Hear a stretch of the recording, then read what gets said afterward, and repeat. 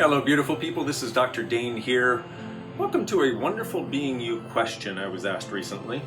Why is undefining you the first step to being you? Well, so a lot of you know I wrote a book called Being You, Changing the World. And a lot of you probably also know there are worldwide facilitators around the world doing these amazing classes called Being You Adventure classes, where they invite people in their local communities and also around the world to explore this fundamental yet totally unexplored area called being you. I mean, it's so funny because being you should be the easiest thing that you can be, and yet it seems to be the very most difficult thing that we can try to find a way to get to, that we can choose in some way, someday, somehow.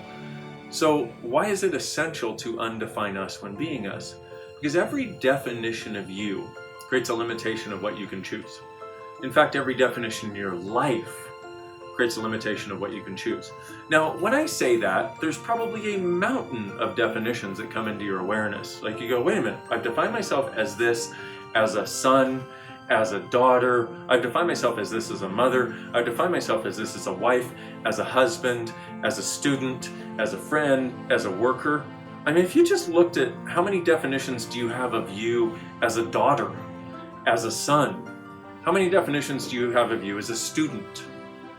I mean, just that, if we just went there, if we just did a deep dive on those, you see what would happen is you'd realize you had so many points of view that are solid points of view, because basically a definition, well, definition by definition alone is a limitation.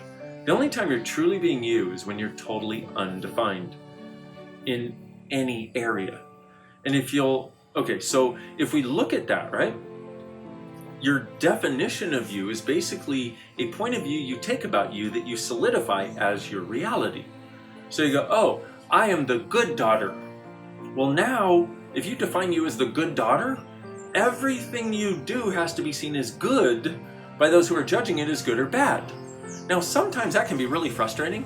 And once you really get frustrated with that judgment of you as the good, or that definition of you as the good daughter that you usually place on yourself or you buy from somebody else, and then sometimes you just want to explode and scream and be the worst person ever because you're tired of being the good daughter. How many of you have defined yourself as a good person? And sometimes you just want to friggin' explode, and you want to scream, and you want to run away and get away from everybody because you're so tired of having to be good all the time. Well, that's what definition does.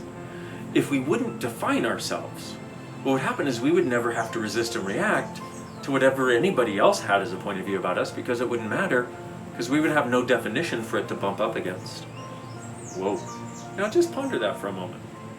If you had no definitions of you as a good person, and then the other one that I know none of you have, but some people in the world do, the definitions of you as a bad person?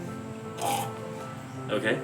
If you had no definitions of you as a good person or a bad person in any relationship, in any point of view, as a student, as a friend, as a husband, as a relationship person, as a wife, as a business person, or any of those areas of your life, as a parent, can you just sense the space? I mean, even just for a moment when I say it, sense the space of that? Well, that's what's possible. Now, I said this, if you had none of these definitions of you, this would be possible. Well, the beautiful thing is in Access Consciousness, we actually have a way of undoing those definitions. How friggin' awesome is that? And it's really simple. What definitions of me as blank am I using to create the limitations of my being I am choosing? Or the limitations of being me I am choosing. Either way works. So what definitions of you as a bad person are you using to create the limitations of being you are choosing? Everything that is right, wrong, good and bad, pot and pock, all nine shorts, boys and beyonds. Now, if you don't know that thing that I just said, all those weird words, nice to meet you, I'm Dain. I do weird stuff. A lot of weird stuff. But you can go to theclearingstatement.com and you can find out those weird words I just said. But it's an integral part of being able to change this, because what it does, it goes back to the point of creation, of wherever you define that as your reality, and undoes it. So it doesn't have to be your reality anymore, which is awesome. That's enough about that conversation on the clearing statement. Go check it out if you want to. So what definitions of you as a good person are you using to create the limitations of what you can be and being you are choosing? Everything that is, we destroy and uncreate it, please. Right, wrong, good and bad, pot and pock, all nine, shorts, boys, and beyonds. Now, I just did each of those once. You may want to write that down and run it like Forrest friggin' Gump. Run it and run it and run it and run it. Yeah, like that. Okay? Because we have so many definitions of us. And those definitions, each one of them creates a box, and then they get together and create really solid boxes. And we wonder why our life feels so solid, and why we feel so boxed in, and why we have no sense of space. It's because all of our definitions of us, about us in relationship to other people, but also all the definitions everybody has placed on us since we were this big. Because people define you from the time you're this big. And if you're one of those people who's really cute, has been really cute when you were a kid, really attractive, whatever, what happens is you'll have people, and what they'll do is they'll come up, and you've done this, we've all done this, we've all seen this happen, right? You see a beautiful little child, and you go, oh my God, you were so adorable. You were so beautiful. And then you leave their life, and then another 100 or 1,000 people come and say, oh, you're so beautiful. But they don't ever say, wow, you know what? You are so beautiful, but not only beautiful, you are an amazing being. You are a potent creature who can create anything you want. You are so friggin' smart, it is wonderful and almost scary how smart you are. Please always know that, and I just want you to know I see you. Now when I meet kids, that's exactly what I do. Especially the ones who are so friggin' cute that everybody else has told them how cute they are. Why? Have you ever met somebody who was really like so pretty, it was like, you just stand there and you want to stare at them because they're so pretty? But they were so unhappy and so had a sense that nobody actually saw the intelligence that they were, the kindness that they were, the caring, the brilliant difference that they were.